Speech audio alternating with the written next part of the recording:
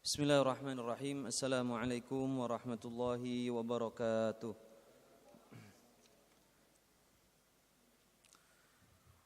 Alhamdulillahi rabbil alamin. Alhamdulillahilladzi arsala rasulahu bil huda wa dinil haq liyudhhirahu 'alad dini kullihi wa kafaa billahi shahida.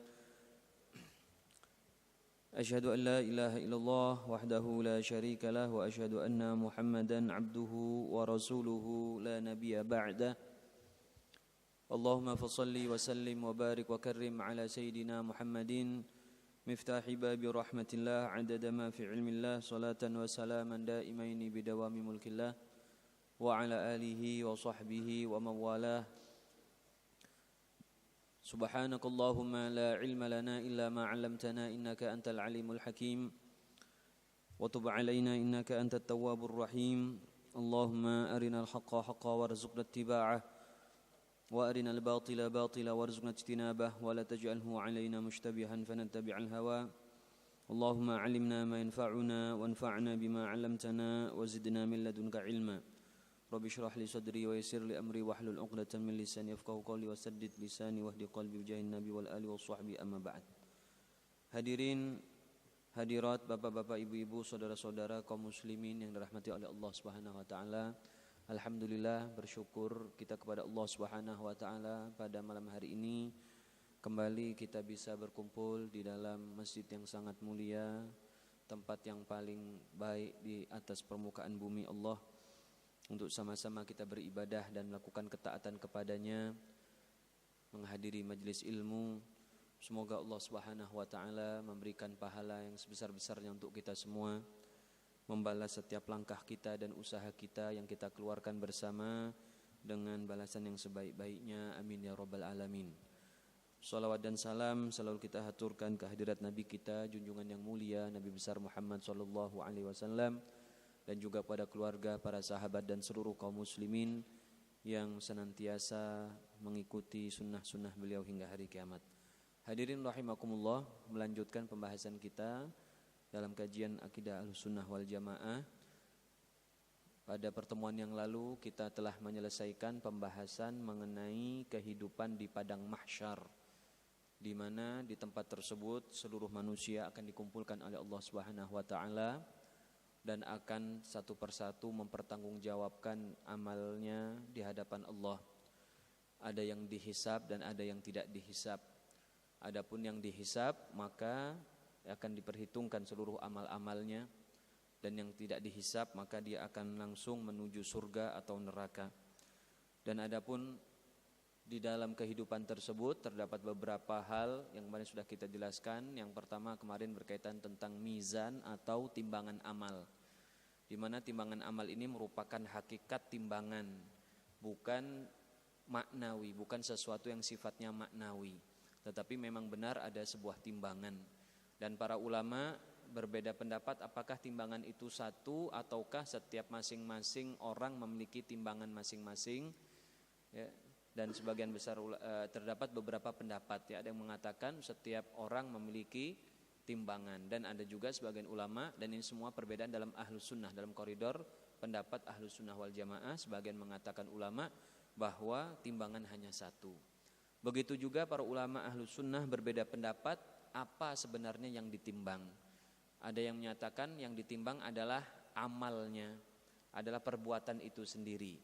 Dan ada juga sebagian ulama mengatakan bahwa yang ditimbang adalah catatan amal, yaitu catatan di mana amal-amal kita ditulis oleh Allah Subhanahu wa taala, yang kemudian akan ditimbang catatan tersebut antara catatan yang baik dan catatan yang buruk.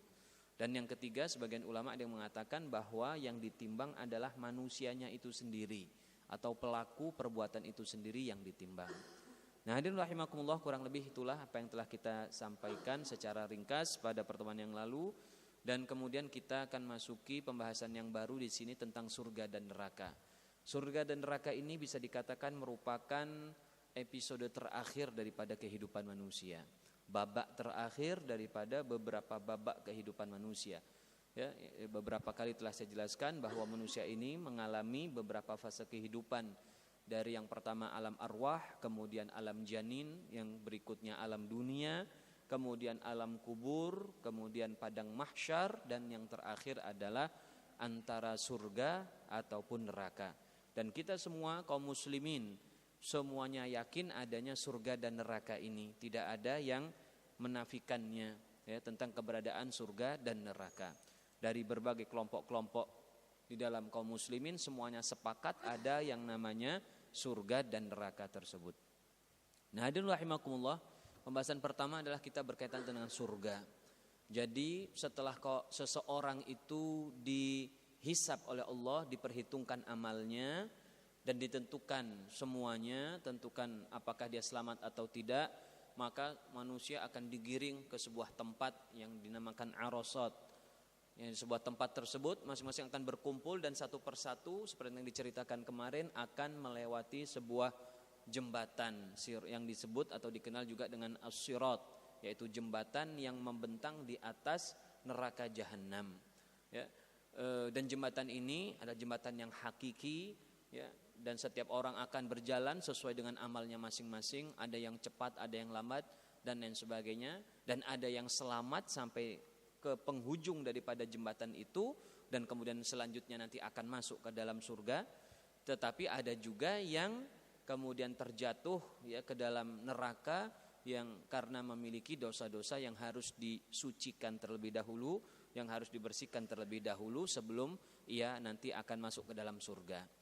Nah, hadirin rahimakumullah, surga ini merupakan sebuah tempat yang berisi kenikmatan yang terbesar yang Allah berikan kepada manusia. Surga di dalam bahasa Arab disebut dengan jannah. Ya, disebut dengan jannah. Jannah berasal dari kata jannah ya junnu, yang artinya adalah sesuatu yang tidak terlihat, sesuatu yang tidak tampak. Ya, jannah ini kenapa surga dikatakan jannah? Surga dikatakan sebagai tempat yang tidak terlihat karena memang belum ada, belum tertampakkan oleh kita semua. Nah, di sini dikatakan bahwa orang nanti ketika akan masuk surga dengan rombongan-rombongan, dengan kelompok-kelompoknya sesuai dengan amalnya. Dan ini diisyaratkan oleh Allah Subhanahu wa taala ya di dalam Al-Qur'an, wasiqal ladzina taqaw rabbahum ilal jannati zumara. Dan orang-orang yang beriman, yang bertakwa, yang beramal soleh, yang memang dia sudah ditetapkan untuk masuk langsung ke dalam surga, ya, siqa akan digiring, dia akan dituntun. Ya, wasiqal ladzina taqaw rabbahum ilal jannah, digiring ke surga zumara dalam keadaan yang berkelompok-kelompok ya, berombongan-rombongan. Hatta idza ja'uha, dan sampai ketika mereka itu sampai di depan pintu surga, mereka sampai ke dalam pintu surga, futihat abwabuha, maka pintunya akan dibuka. Nanti akan disebutkan bahwa yang pertama kali membuka adalah Nabi kita Muhammad sallallahu alaihi wasallam ya. Dan beliau yang pertama kali masuk dan lain sebagainya. Jadi dibukakan pintunya oleh para malaikat penjaga surga, ya, oleh para malaikat-malaikat yang sudah dipersiapkan oleh Allah Subhanahu wa taala, dan tidak akan pernah dibuka kecuali atas permintaan Rasulullah sallallahu alaihi wasallam. Wa qala lahum khazanatuha, dan kemudian para penjaganya, para malaikat berkata kepada orang-orang yang sudah datang di hadapan mereka tersebut, salamun alaikum tibtum fadkhuluha khalidin. Ya, salamun alaikum, semoga keselamatan bagi kalian, tibtum, ya, kalian akan berbahagia, akan senang masuk ke dalam surga ini, fadkhuluha khalidin, maka masuklah dengan selama-lamanya, kekal di dalamnya selama-lamanya. Ini jadi ketika seorang akan masuk surga disambut oleh para malaikat, ya, disambut oleh para malaikat yang kemudian mengucapkan salam kepada kita. Dalam berbagai hadis disebutkan bahwa ada malaikat yang memang mengucapkan salam di depan pintu-pintu surga, dan ada juga malaikat yang bertebaran di seluruh penjuru surga, yang setiap kali bertemu dengan orang penduduknya mereka akan mengucapkan salam kepada mereka. Ya, jadi keselamatan dan salam itu selalu diucapkan oleh para malaikat tersebut. Kemudian hadirin rahimakumullah, nah ini syafaat untuk masuk ke dalam surga. Di sini dalam sebuah hadis, ya, dalam sebuah hadis yang diriwayatkan oleh Imam Muslim, ini ada cerita sedikit mengenai orang-orang sebelum masuk ke dalam surga. Jadi sebelum masuk ke dalam surga mereka dikumpulkan di sebuah tempat dulu, belum masuk langsung ke dalam surga. Setelah selesai dari jembatan Shiratal Mustaqim, tidak langsung masuk ke dalam surganya Allah Subhanahu wa taala. Ya, mereka berkumpul dulu. Allah Subhanahu wa taala, Rasulullah SAW di sini menceritakan yajma'ullahu tabaraka wa ta'ala an-nas. Allah Subhanahu wa taala mengumpulkan manusia yang selamat tentu saja ini setelah dari jembatan. Fayaqumul mu'minun. Lalu orang-orang mukminun yang berkumpul di situ berdiri mereka setelah menunggu.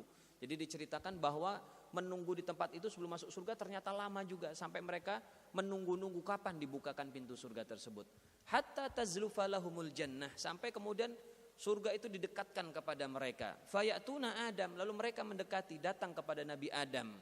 Fayaqulun, mereka berkata, ya abana, wahai ayah kami, ya bapak manusia, istaftih lanal jannah, mintalah kepada Allah agar dibukakan pintu surga untuk kami. Fayaqul, lalu Nabi Adam menjawab, wahal ukhrijukum minal jannati illa khati'atu abikum, dan tidaklah dan bukankah kalian itu sebenarnya dikeluarkan dari surga kecuali karena kesalahan ayah kalian ini. Jadi Nabi Adam cerita dulu, karena kesalahan beliau kita manusia ini kemudian dikeluarkan. Maka kata Nabi, bukan aku yang berhak untuk membukanya, mungkin aku tidak pantas, tidak dan lain sebagainya. Kemudian beliau mengatakan, lastu bisahibi dzalik, bukan aku pemiliknya untuk membukakan itu. Karena yang memiliki hak untuk membuka pintu surga hanya Rasulullah SAW. Jadi ini ada sebuah keadaan diceritakan oleh Nabi bahwa orang itu pada menunggu. Kemudian Nabi Adam setelah menjawab ini, kemudian di kelanjutan dalam hadis ini beliau mengarahkan kepada Nabi yang lain, kepada Nabi Muhammad SAW. Nah kemudian ini yang pertama kali akan masuk surga. Siapa yang pertama kali masuk surga? Yang pertama tentu saja adalah Nabi kita Muhammad SAW. Dan umat yang pertama kali akan masuk surga adalah umat Islam, umatnya Rasulullah SAW. Dan orang yang dari umat tersebut yang pertama kali masuk adalah manusia yang terbaik, yang paling mulia, yang paling dekat kepada Allah SWT dan kepada Rasulullah SAW, yaitu Sayyiduna Abu Bakar As-Siddiq radhiyallahu anhu wa ardhah. Jadi ini adalah orang-orang yang pertama. Nabi Muhammad SAW adalah orang yang pertama. Dalam berbagai hadis disebutkan. Di sini salah satunya dalam hadis riwayat Imam Muslim, ana awwalu man yaqra', akulah yang pertama kali akan mengetuk pintu surga itu. Dalam riwayat yang lain beliau datang ke dalam pintu surga, kemudian beliau meminta izin untuk dibukakan. Lalu malaikat bertanya, man hadza, siapa yang di luar itu? Ya bertanya, yang minta pintu siapa? Kemudian Nabi Muhammad mengatakan Muhammad. Kemudian beliau mengatakan, aku adalah Muhammad. Kemudian malaikat itu menjawab, aku diperintahkan untuk tidak membuka kecuali untuk dirimu. Akhirnya barulah pertama kali pintu itu surga itu dibuka oleh permintaan daripada Rasulullah SAW, dan beliaulah yang akan pertama kali masuk ke dalam surga.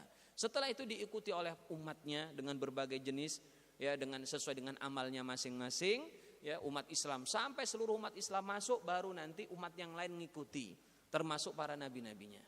Jadi umatnya Rasulullah SAW ini dimuliakan daripada umat-umat yang lalu, ya kemudian barulah umat-umat yang lain, umat-umat para yang terdahulu dimasukkan setelah mereka.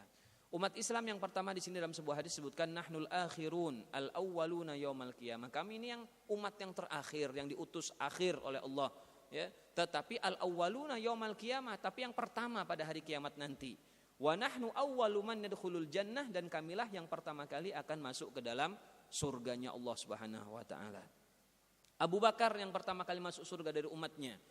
Ama inna, suatu ketika ini ada cerita, ya, cerita tentang hadis ini. Suatu ketika Rasulullah SAW berkata kepada para sahabatnya, baru saja tadi Jibril datang kepadaku dan memberitahukan bahwa akulah yang pertama kali akan masuk surga. Lalu Abu Bakar berkata, ya Rasulullah, aku sangat berharap seandainya aku bisa bersamamu ketika masuk surga. Lalu Rasulullah SAW berkata kepada Abu Bakar dalam hadis ini, ama innaka ya Aba Bakrin awwalu man yadkhulul jannah min ummati. Wahai Abu Bakar, engkaulah memang sesungguhnya orang yang pertama akan masuk surga dari umatku ini. Jadi memang nanti akan bersama Nabi SAW, yang pertama kali akan masuk adalah sahabat Abu Bakar radhiyallahu anhu. Kemudian rahimakumullah, berikutnya setelah itu baru kelompok-kelompok orang-orang yang lain dengan amal ibadah masing-masing. Dan yang paling utama adalah orang-orang yang masuk surga tanpa dihisab. Ya, mereka akan masuk ke dalam surga. Di sini orang yang tidak dihisab merupakan rombongan pertama yang akan masuk ke dalam surga. Dalam sebuah hadis Rasulullah SAW bersabda, awwalu zumratin talijul jannah. Pertama kelompok atau kelompok pertama yang akan masuk surga suratuhum ala suratil qamari lailatal badri. Wajah mereka itu seperti bulan di malam yang purnama, di malam yang terang benderang. Ya, siapa mereka? Dalam hadis yang lain disebutkan mereka adalah la yadkhulunal jannata min ummati sab'una alfan, sungguh akan masuk ke dalam surga dari umatku itu ada 70 orang. Dalam riwayat yang lain disebutkan 700 orang. La yadkhulu awwaluhum hatta yadkhulu akhiruhum. Tidaklah yang pertama itu masuk sampai yang terakhir pun ikut masuk bersama. Artinya rombongan sangat cepat mungkin masuknya, sehingga 70.000 itu langsung masuk ke dalam surga, atau 700.000 itu masuk ke dalam surga. Wujuhuhum ala suratil qamari lailatal badri. Wajah mereka seperti bulan di malam purnama. Jadi yang mereka lah yang pertama kali akan masuk surga pada Allah SWT. Dalam riwayat yang lain, sebagian sahabat ada yang berkata kepada Rasulullah, ya Rasulullah, minta tambahlah kepada Allah. Kemudian Rasulullah berkata, aku sudah minta tambah, dan setiap orang yang 70.000 atau 700.000 itu masing-masing akan membawa angka yang sama, akan membawa 700.000 juga. Jadi subhanallah, ini merupakan nikmat yang luar biasa. Kalau seandainya kita bisa ngikut dalam salah satu rombongan yang 700.000 itu, meskipun kita katakanlah bukan yang 700.000, ya, tapi kalau kita diangkat bersama salah seorang yang 700.000 rombongan kedua, maka sungguh luar biasa. Ya, 700.000 kalau dikali masing-masing membawa 700.000, berarti 700.000 kali 700.000, ya bisa berapa itu? 49 miliar, 4,9 miliar, subhanallah. Jadi sesuatu yang sangat besar, luar biasa. Berikutnya ini orang miskin. Orang miskin ini orang yang memiliki keutamaan. Meskipun di dunia mereka susah, tetapi di akhirat mereka adalah orang yang paling bahagia. Orang miskin akan mendahului orang-orang yang lainnya masuk ke dalam surga. Rasulullah SAW bersabda, Inna fuqara al-muhajirin yasbiquna al-aghniya'a yawmal qiyamati ilal jannah bi arba'ina kharifan. Orang-orang miskin, muhajirin, ya, yang berhijrah, itu akan mendahului orang-orang yang kaya masuk ke dalam surga dengan jarak 40 tahun. Ya, ini dalam hadis riwayat Muslim. Jadi jaraknya 40 tahun.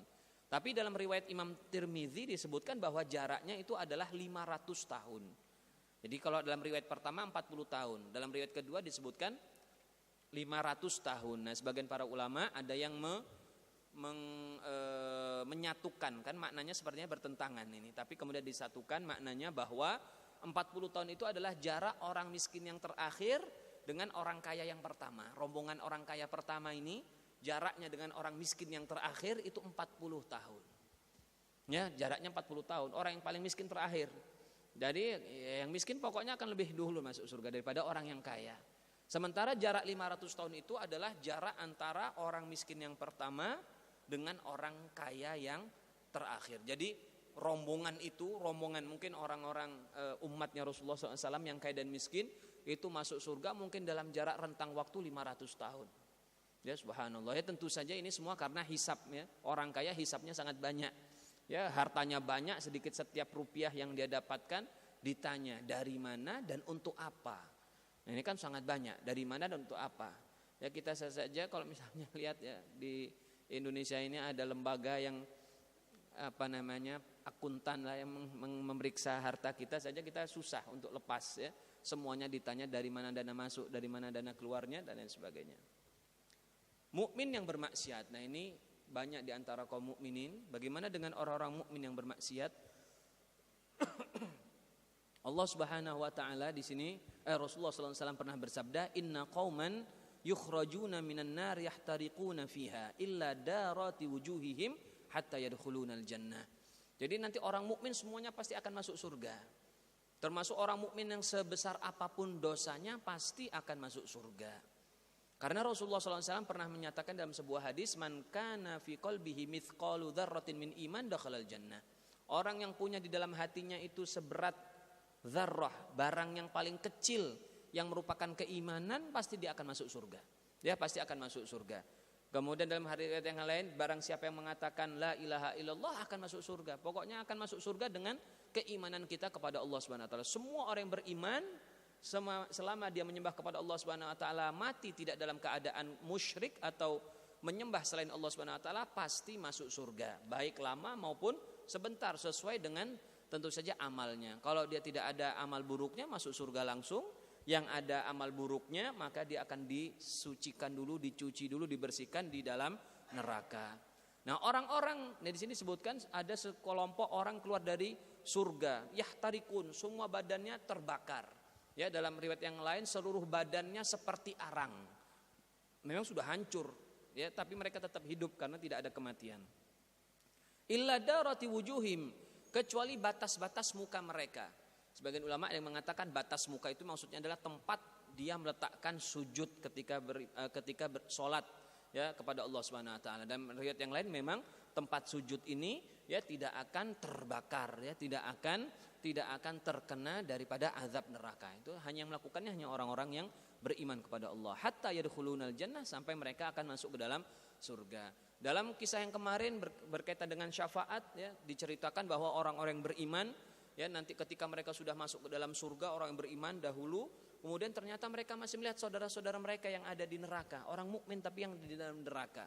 Kemudian mereka berdoa kepada Allah Subhanahu Wa Taala dengan doa yang sangat-sangat bersungguh-sungguh agar bisa membawa saudara mereka yang mereka kenal itu ke dalam surga. Lalu Allah Subhanahu Wa Taala memerintahkan mereka, ya, untuk memilih siapapun yang di dalam hatinya ada keimanan sebesar uang dinar. Uang dinar ya kecil, kurang lebih satu lingkaran, ya, satu uang logam begitu. Kalau ada keimanan seperti itu silahkan dibawa keluar dari neraka. Ini hadis yang sahih diriwayatkan oleh Imam Muslim, ya, berkaitan dengan syafaat orang mukmin kepada orang mukmin yang lain. Mereka mengatakan, ya Allah, itu saudara kami dulu sholat bersama mereka. Kunna nasumu ma'ahum, kami dulu berpuasa juga bersama mereka. Kunna na'malu ma'ahum, kami juga dulu melaksanakan amal-amal baik bersama mereka. Ya, jadi persaudaraan keimanan, persaudaraan kita saling mengenal di tempat-tempat kebaikan ini akan bermanfaat kelak pada hari kiamat. Kita tahu, oh, saya dulu ketemu bapak ini di tempat yang ini, ya, saya ketemu dengan si fulan di tempat yang ini. Nanti sama-sama kita akan masuk surga. Kita saling menolong. Ya, kita bukan, ya, semoga kita nggak ada yang ketinggalan lah. Semoga kita semua ini bisa masuk duluan. Ya, jangan sampai kita yang mampir meskipun kita nanti ditolong, ya, tapi yang namanya merasakan neraka itu na'udzubillah, ya, sesuatu yang tidak terbayangkan. Dan orang-orang yang masuk ke dalam surga tadi, ya, dalam hadis di sini seperti yang disebutkan disebut dengan jahannamiyun, orang-orang mantan neraka jahanam, ya, mantan narapidana tapi di dalam neraka jahanam disebut dengan jahannamiyun. Rasulullah berkata, yakhruju qaumun minan nari bi syafaati Muhammadin sallallahu alaihi wasallam, ada orang akan keluar dari neraka dengan syafaatnya Nabi Muhammad sallallahu alaihi wasallam, fayadkhulunal jannah, mereka masuk surga, yusammaunal jahannamiyin, mereka dinamakan dengan orang-orang yang pernah di neraka jahanam. Nah, hadirin rahimakumullah, ini bagian yang terakhir tapi ini sungguh luar biasa, ya, tentang orang-orang yang akan masuk dalam surga yang terakhir. Ini hadisnya sangat banyak dan cukup panjang, ceritanya pun sangat luar biasa kalau akan kita lihat nanti. Ya, kita ini terjemahannya berikut ini. Suatu ketika Rasulullah Shallallahu Alaihi Wasallam, sebagaimana diriwayatkan oleh Sayyiduna Abdullah ibnu Mas'ud radhiyallahu anhu, beliau cerita tentang orang yang akan terakhir masuk ke dalam surga dan terakhir yang keluar dari neraka. Jadi bisa dibayangkan kira-kira orang ini yang paling terakhir keluar dari neraka berarti kan yang paling lama azabnya. Tidak ada orang yang paling lama dari ini. Ini pasti orang mukmin, ini orang beriman, karena yang masuk surga hanya orang yang beriman kepada Allah. Tapi karena dia yang paling terakhir berarti orang ini yang paling bejat, yang paling durhaka, yang paling banyak maksiatnya kepada Allah Subhanahu wa taala. Tapi tetap dia itu iman. Ya, sebagaimana sekarang ini kan banyak ada orang-orang, saya ini muslim meskipun nggak pernah sholat, ya, nggak pernah datang masjid, nggak pernah kumpul sama orang Islam. Tapi kalau ada Islam itu dilecehkan dia marah. Ya, kalau dia Islam dilecehkan dia marah. Kalau dia mati pun pengen dikuburkan bersama kaum muslimin. Artinya dia secara hatinya, terdalamnya dia itu Islam. Tapi dia itu secara amal zahirnya, amal luarnya dia tidak mau seperti kaum muslimin, tidak mau sholat, tidak mau ibadah. Nah, inilah orang yang paling bejat, ya. Yang penting satu saja, yang penting dia matinya bukan dalam keadaan kafir, itu saja. Kalau matinya dia dalam keadaan musyrik, menentang Allah, tidak menyembah Allah meskipun amalnya sangat banyak, tidak akan berguna semua itu. Makanya paling mengerikan itu adalah detik terakhir ketika sakaratul maut. Ya, sakaratul maut yang paling mengerikan karena ketika itu setan-setan memang berkumpul untuk menggoda kita supaya kita itu mati dalam keadaan tidak menyembah kepada Allah Subhanahu wa taala.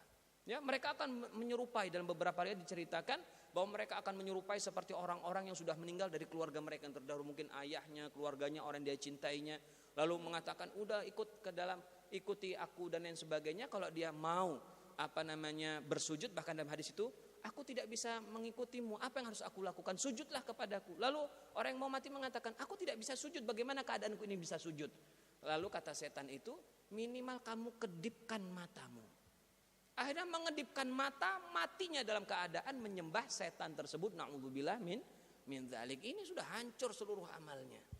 Jadi detik-detik terakhir sangat menentukan di mana seorang itu dalam keadaan iman atau kafir. Itu yang sangat mengerikan, sakaratul maut. Dan di sini ada cerita, ya, cerita yang kita baca, ya, ini terjemahannya. Sungguh aku tahu penduduk neraka yang paling terakhir keluar darinya, dan dia merupakan penduduk surga yang paling terakhir masuk ke dalamnya. Seorang laki-laki. Nah, ini disebut ar-rajulu. Ya, berarti dia laki-laki mungkin, ya. Enggak tahu apa dia laki-laki benar atau perempuan, ya, yang jelas laki-laki ini kalau disebutkan.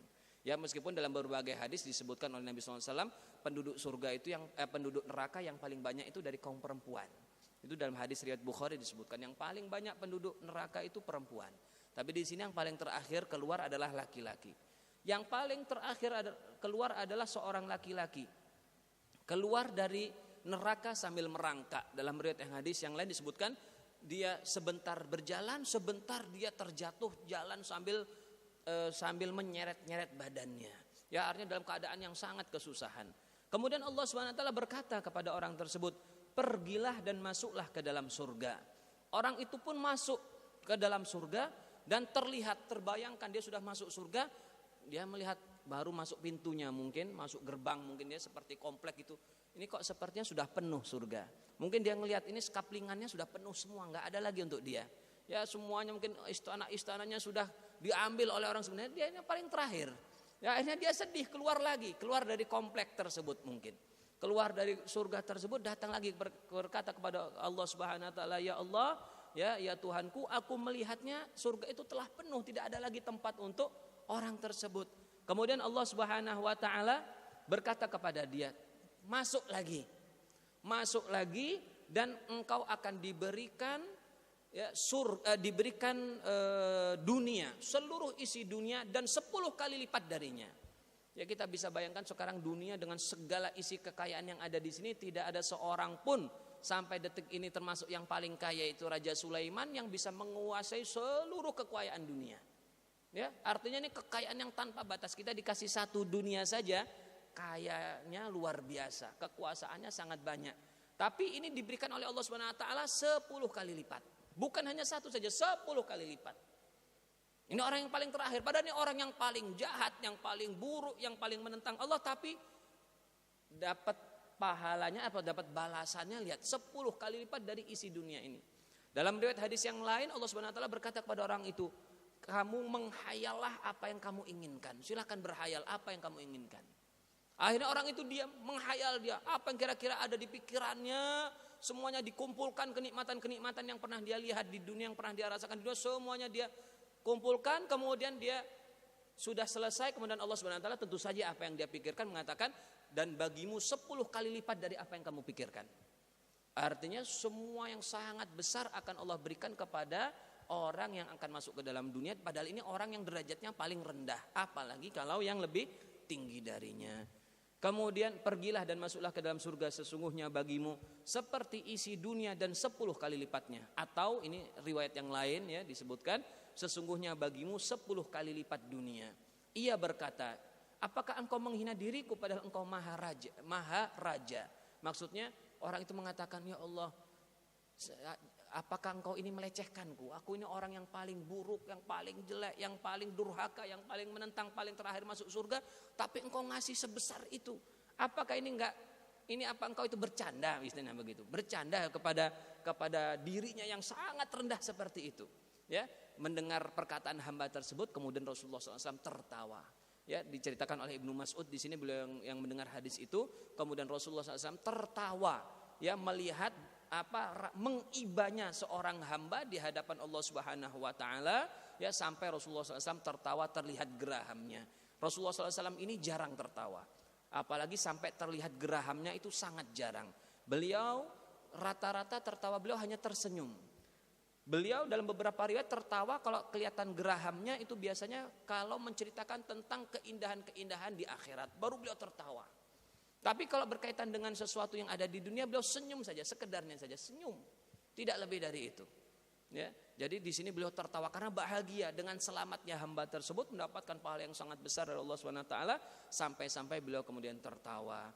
Dalam hal itu sudah disebutkan, dikatakan dialah penduduk surga dengan derajat yang paling rendah, mendapatkan pahala 10 kali lipat dari isi dunia ini. Nah inilah rahimakumullah ya derajat dari surganya Allah Subhanahu wa taala. Jadi sungguh apa yang kita rasakan sekarang di dunia ini dengan semua kekuasaan, kekayaan yang ada, tidak ada apa-apanya dibandingkan dengan surga yang Allah berikan kepada kita.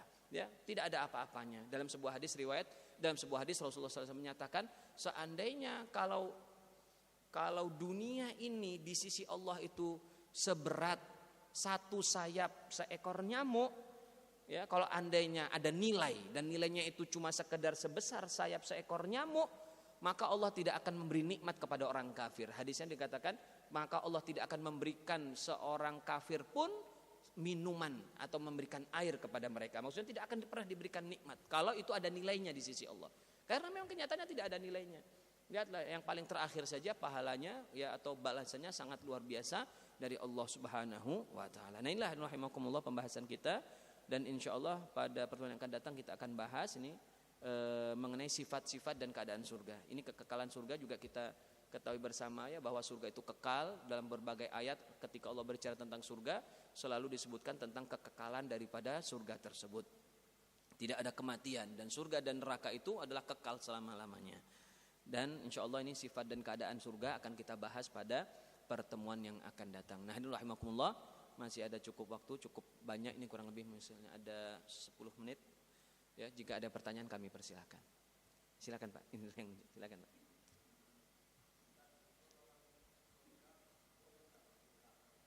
Orang yang di surga, iya. Sebenarnya begini Pak, ada dalam beberapa bahkan di dalam Al-Quran disebutkan bahwa ada sebentuk perbincangan antara penduduk surga dengan penduduk neraka.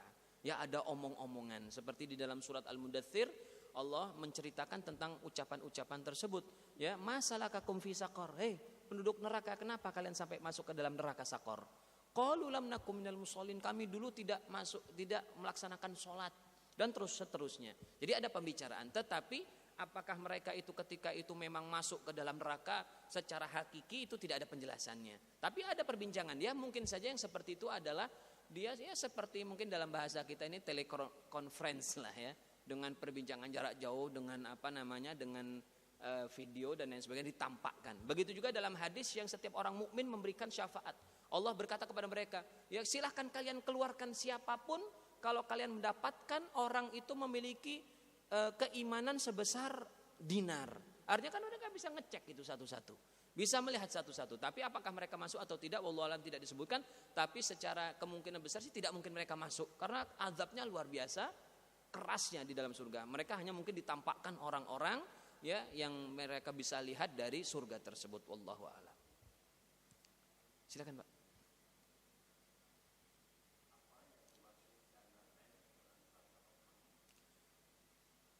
Iya, jannat apa? Saya tidak ingat ini, dan saya tidak ingat sekarang tafsirannya. Saya tidak, wallahu alam. Ayatnya bagaimana Pak? Iya, dalam surat Ar-Rahman.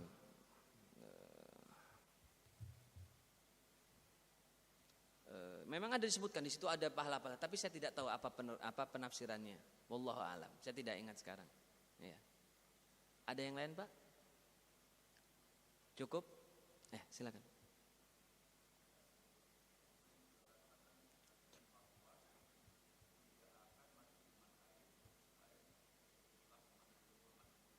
Iya.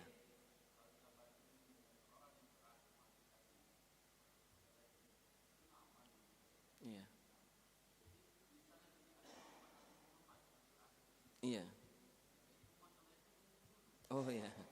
Jadi maksudnya adalah ketika umat Rasulullah SAW itu masuk dulu, yang mereka itu tidak tidak ada tanggungan dosa. Artinya mereka yang masuk surga dulu itu yang bersih-bersih, istilahnya langsung masuk surga dulu. Mereka masuk surga dulu semuanya dengan berbagai derajatnya, keimanannya, mereka masuk surga.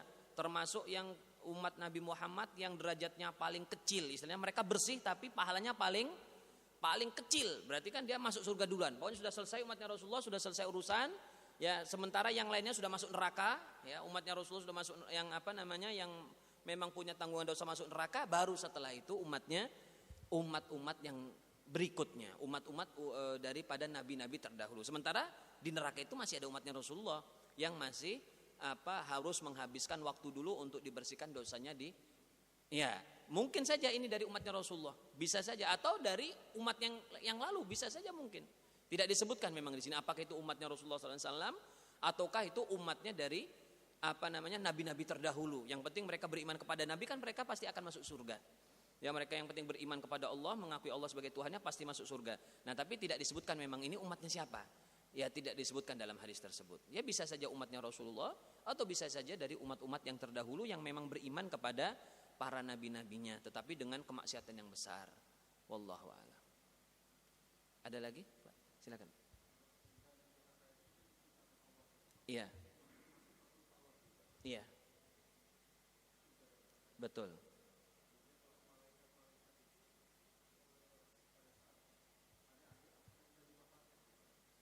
Iya. Apakah malaikat juga diwafatkan dan apakah mungkin mereka menempati surga? Kalau diwafatkan, iya. Jadi nanti ada sebuah keadaan ketika malaikat Israfil itu akan meniupkan sangkakala dan semuanya mati, termasuk para malaikat, seluruh makhluk Allah semuanya mati. Kemudian Allah mengatakan di dalam Al-Quran itu ayatnya limanil mulkul yaum. Allah mengatakan limanil mulkul yaum. Ketika itu tidak ada lagi yang hidup, termasuk malaikat Israfil sendiri mati. Ketika itu seluruh makhluk Allah SWT mati. Kemudian Allah menyatakan di dalam kepada seluruhnya, limanil mulkul yaum, siapakah sekarang pemilik daripada kekuasaan di jagat raya ini? Hanya Allah Subhanahu wa taala yang hidup. Hanya Allah Subhanahu wa taala yang kekal hidup selama-lamanya. Jadi termasuk malaikat, termasuk Jibril, termasuk seluruh malaikat-malaikat, seluruh jin, semuanya diwafatkan oleh Allah Subhanahu wa taala. Kemudian ketika itulah Allah Subhanahu wa taala menyatakan kalimat tersebut, limanil mulkul yaum lillahil wahidil qahar. Hanya milik Allah yang maha esa dan qahar yang maha kuasa. Ya, setelah itu baru kemudian dihidupkan kembali oleh Allah Subhanahu wa taala. Nah, apakah malaikat itu masuk surga? Wallahu alam, saya belum mendapatkan penjelasannya, tapi yang masuk surga jelas adalah manusia dan jin, karena dua makhluk itulah yang memiliki tugas kewajiban dalam menyembah Allah dan memiliki kewajiban menjauhi larangan-larangan Allah Subhanahu wa taala.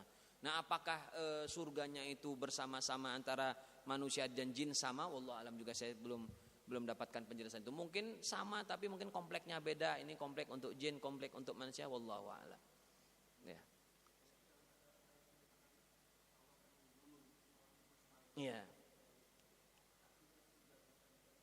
Oh, bukan. Yang digulung itu adalah maksudnya adalah langit dan bumi. Yaitu ketika dalam peristiwa hari kiamat akan dihancurkan, akan dijadikan akan dibuat keadaan yang baru. Ya, yauma natwis samaa katoyis sijilli, kami akan menggulung as-sama, langit itu seperti sebuah catatan-catatan. Jadi seperti kita menggulung kertas, kurang lebih seperti itu, menggulung buku. Jadi itu adalah langit dan bumi, bukan akhirat, bukan surganya Allah Subhanahu wa taala. Wallahu a'lam. Ada lagi, Pak? Silakan.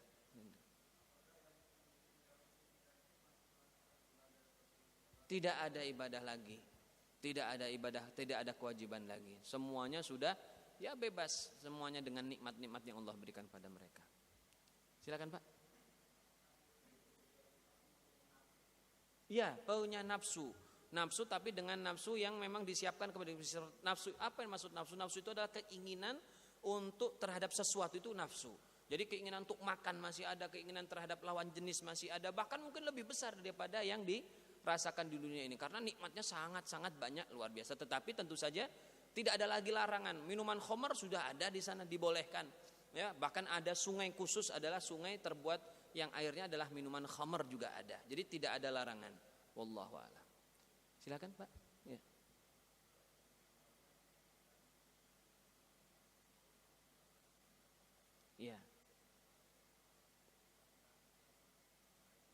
Betul. Iya. Kalau yang disebutkan dengan syafaat uzma atau syafaat yang paling besar yang menyeluruh kepada umat-umat yang lain, itu disebutkan hadisnya itu adalah ketika di padang mahsyar saja. Di padang mahsyarnya bukan berkaitan dengan masuk ke dalam surga. Ya, bukan masuk saya belum dapatkan penjelasan bahwa itu juga Rasulullah menyelamatkan umat lain untuk masuk ke dalam surga. Wallahu alam, belum ketemu. Tapi yang disebutkan dalam konteks syafaat uzma atau syafaat yang terbesar itu adalah ketika mereka sedang menunggu pengadilan Allah SWT di padang mahsyar yang keadaannya sangat menyusahkan. Nah, mereka itu ingin diringankan daripada beban-beban itu, dan itulah yang memberikan adalah Rasulullah Shallallahu Alaihi Wasallam. Wallahu a'lam. Bukan di dalam konteks surga, itu sedang menunggu perhitungan amal. Jadi mutlak untuk seluruh umat-umat dari nabi-nabi terdahulu juga yang ketika itu di dalam satu tempat, yaitu padang mahsyar. Ada lagi, Pak? Silakan, Pak.